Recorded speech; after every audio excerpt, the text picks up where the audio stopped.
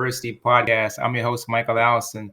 Today we have on our show Dr. Kimberly Harms. Born with only 7 fingers, Kimberly overcame so many adversities in her life. She's now a successful dentist. She was one of the first female in Minnesota Dental Association and an accomplished author. She's been through so many tragedies. She's lost her son, she's lost her husband, and also lost her mom. But she's here to talk to us how she overcame adversity with a resilient mindset. Hey, Kimberly, welcome to the show. Thank you so much, Michael. This is great to be here. Absolutely. Well, I know that this is a very interesting topic for quite a few of our listeners to dive into because you've been through so many things. If you can take us back to a little bit in regards to like you just growing up with some of the adversities that you had to face. We mentioned here that you've lost 7 fingers, but you've turned that around to have a successful career in the dentist industry. Can you tell us a bit about that? Yes, I was born with only 7 fingers. My mother took thalidomide, if you remember, years ago in the early 50s. That was a drug that was given to women to help with morning sickness, and she took it. Luckily in the United States it wasn't FDA hadn't approved it. So, but she got a hold of some of them in Cincinnati where they were testing it. Took a few tablets. Found out later that that was the reason that my fingers were missing. And it was hard, of course, growing up. Growing up was a hard thing because whenever you're different, that's a difficult thing, right? But what I found was my mother. I had the best mother in the world. She was bipolar. She had some emotional issues, but she was the best mother in the world. And I think that you just need to know that people with mental illness can be fabulous parents. And later on, I went to dental school and became a dentist, practiced with my husband, Jim. We were married for 44 years. Mm-hmm. And during that time, my mother, who was bipolar, when I was 17, she died from suicide, which was a huge a problem in my life. I just felt like my world was shattered. But then again, 35 years later, my son, Eric, who was just this wonderful, kind, caring, compassionate kid. He was brilliant. He was recruited by Columbia University because he liked playing, and he loved that because he loved jazz piano. He was a jazz pianist, and it's the only place he could study jazz piano and engineering at the same time. And he was elected to student government. He had just this fabulous first semester at Columbia, made the dean's list. And 2 weeks into his second semester, his girlfriend broke up with him. Mm-hmm. And that 19-year-old piano playing, very impulsive mind of his just broke down, and he took his own life within 45 minutes after the breakup. Not even time to think. And our world, it was such a shock. Our world again was completely shattered.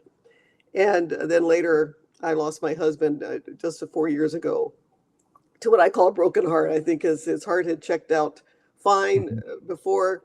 He had a liver transplant, and his heart checked out great because they don't give you a liver if your heart's bad, right? Mm-hmm. And within a year after Eric died, his heart was in very bad shape. He was getting quadruple bypass surgery, a valve replaced, and then later died of congestive heart disease. So what I've had to do is many times in my life, I've had to rebuild my life, figure out what my identity was, because you lose your mother, you're not a daughter, lose your son, he was my only son. I had 2 daughters, luckily.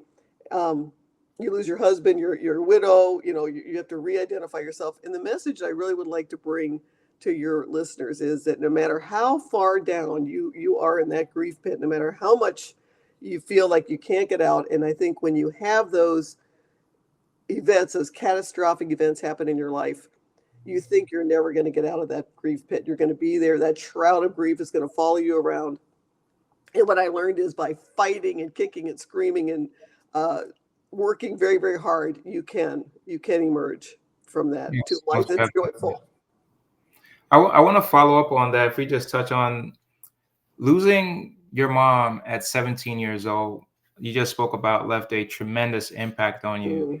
Can you talk a little bit about how has that shaped your outlook on life and when it comes to like dealing with grief, to follow that when you're talking about like your son and your husband, to follow that? Yes.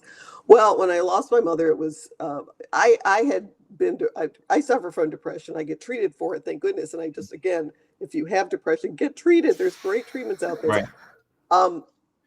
But my mother died from suicide. My son died from suicide. Who's in the middle of that, right? What do they have in common? Me, right? Mhm. So when you suffer from a loss like that, there's a lot of shame and a lot of guilt and a lot of other things that go along with it. Those are false.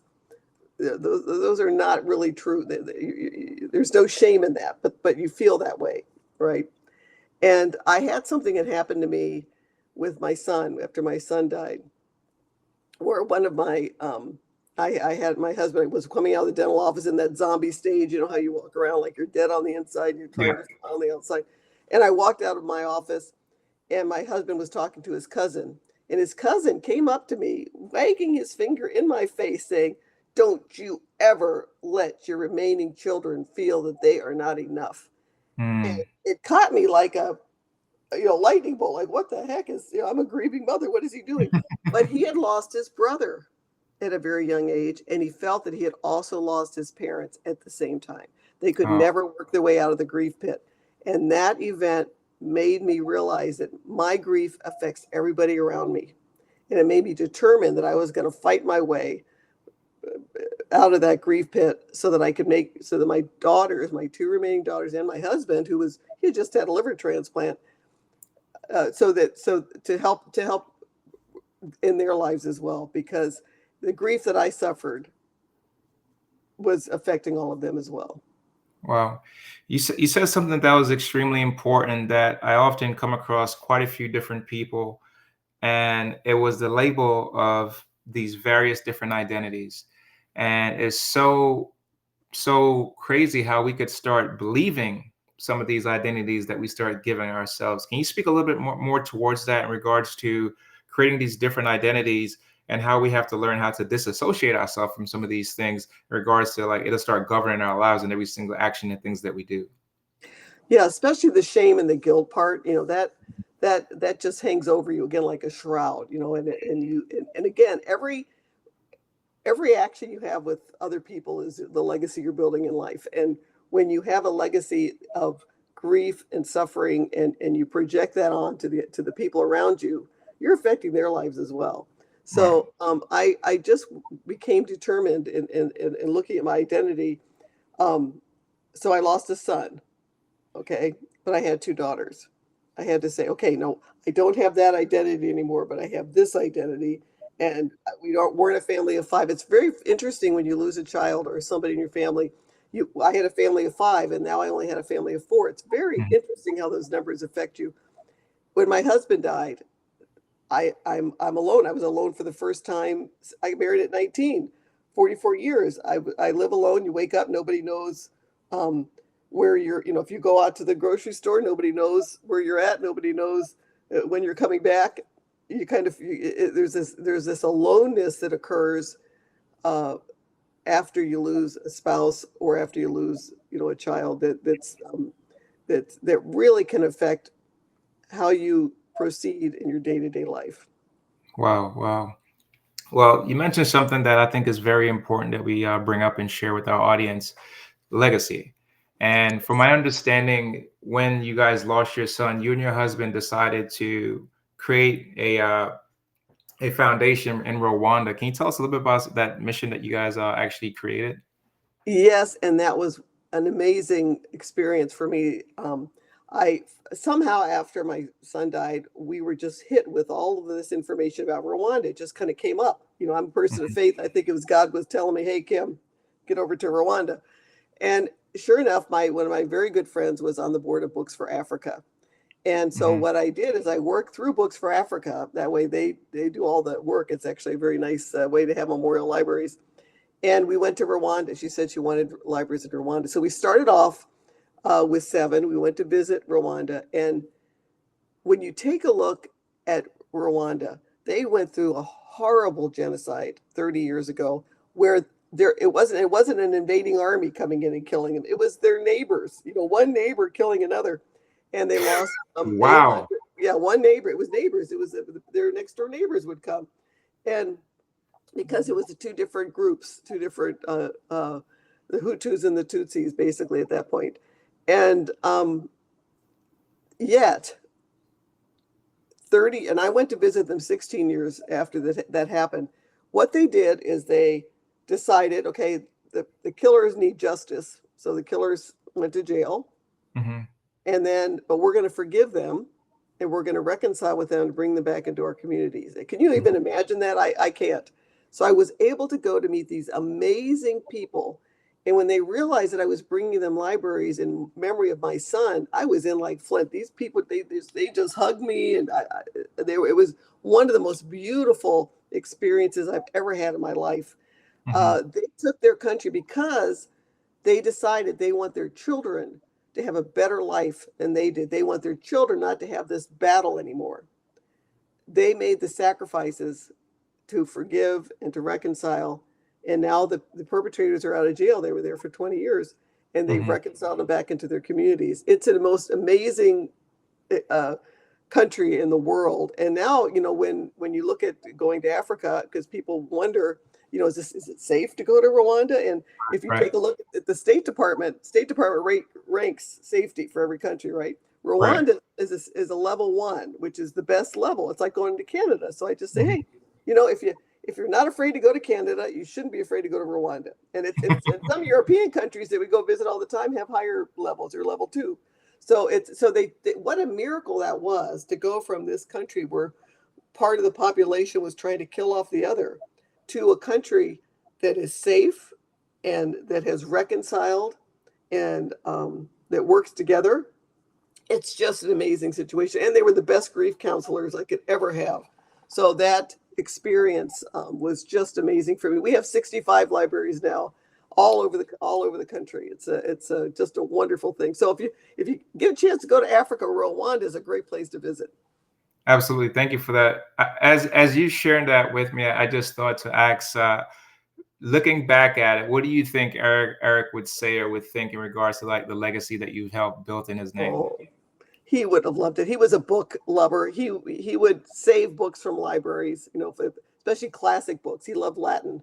He was kind of a Latin scholar, and he would save books from libraries. And so to realize that there's 65 libraries in his name in Rwanda, he would be so proud of that. Man, that's absolutely amazing. I want to touch on the other topic that you mentioned as we got started. So you mentioned that you think that your husband died from a broken heart in regards to what took place with your son.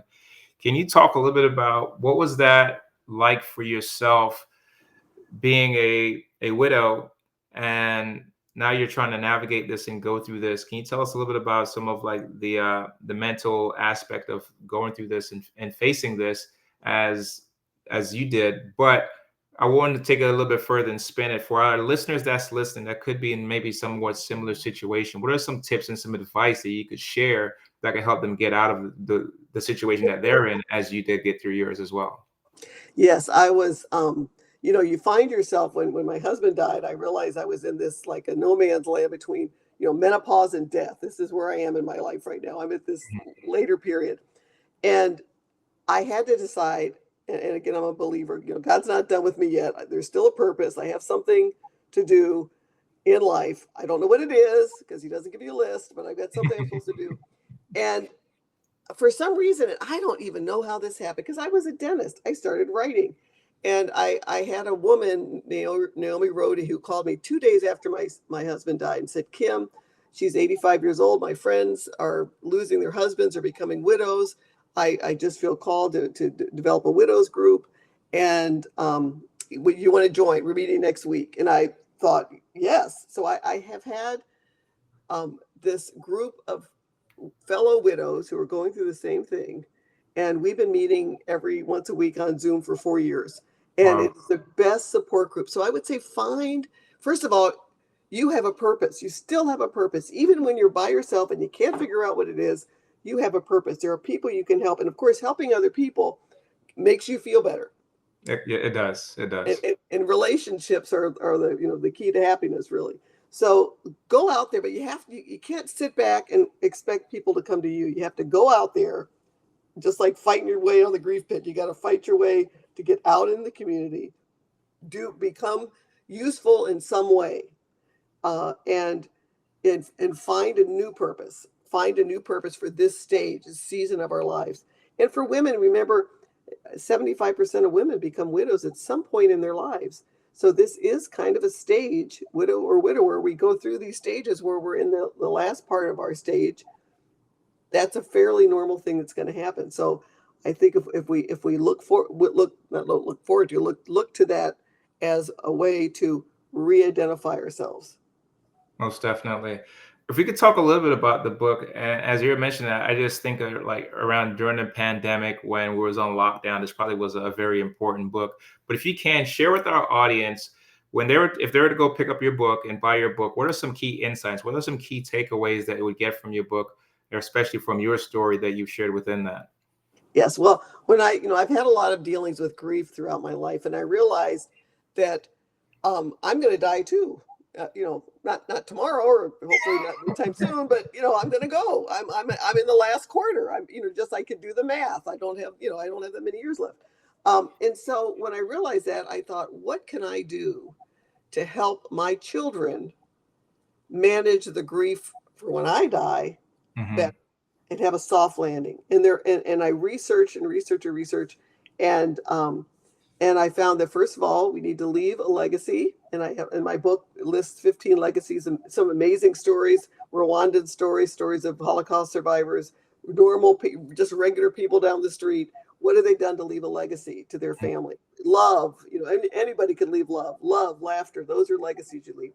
So work hard to leave a legacy. Come to terms with the fact that you're going to die. I mean, we have to come to terms with it, because if we don't, we're going to put it off and not do any of this stuff.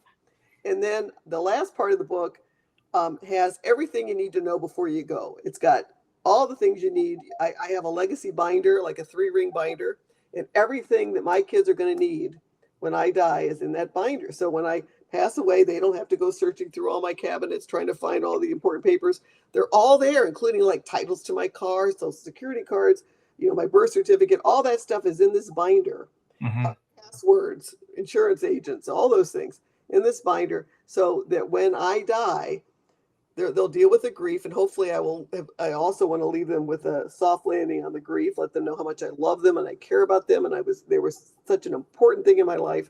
So I leave legacy letters to them. So in this binder, all that information is there, and then a legacy letter to each one of my children, grandchildren, son-in-laws, telling them how much I love them, how grateful I am that they were in my life, how proud I am of them, and then all the other stuff. And I even have templates, because sometimes people don't like to write. So I have a template for a legacy letter. I have a template for an apology letter, if you got to apologize to someone. I have a template for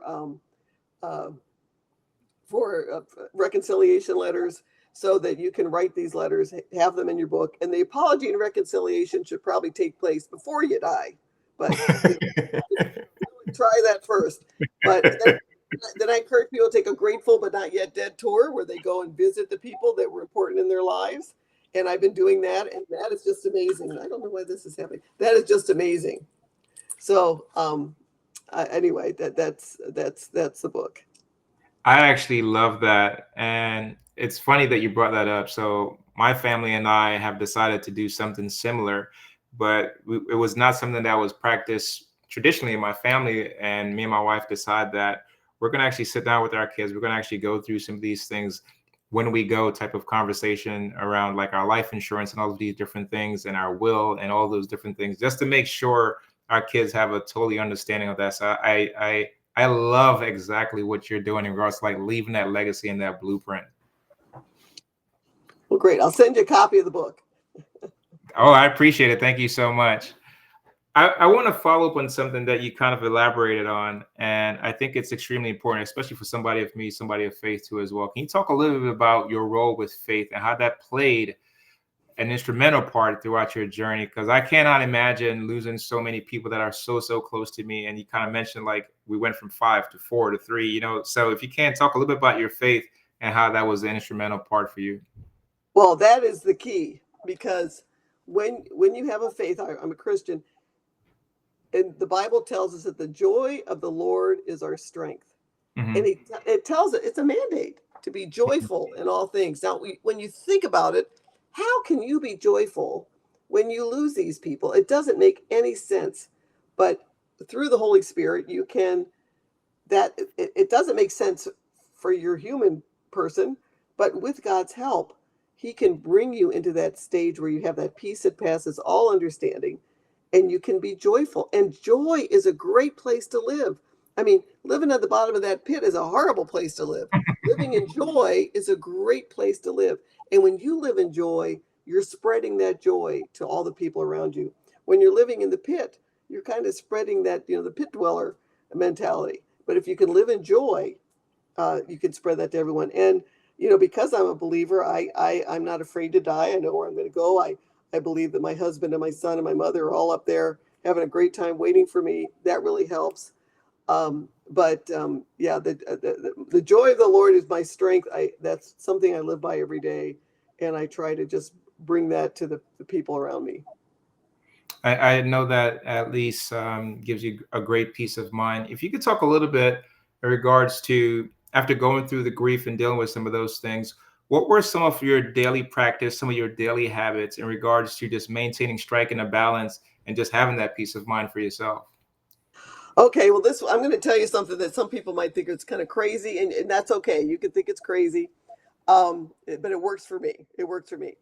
I also feel that that we have an enemy here. Satan is our enemy, and in the morning when you wake up alone and you're sad, and I'm down there and I wake up and this nightmare is really my reality, and I realize that the enemy would prefer that we stay in that pit, right?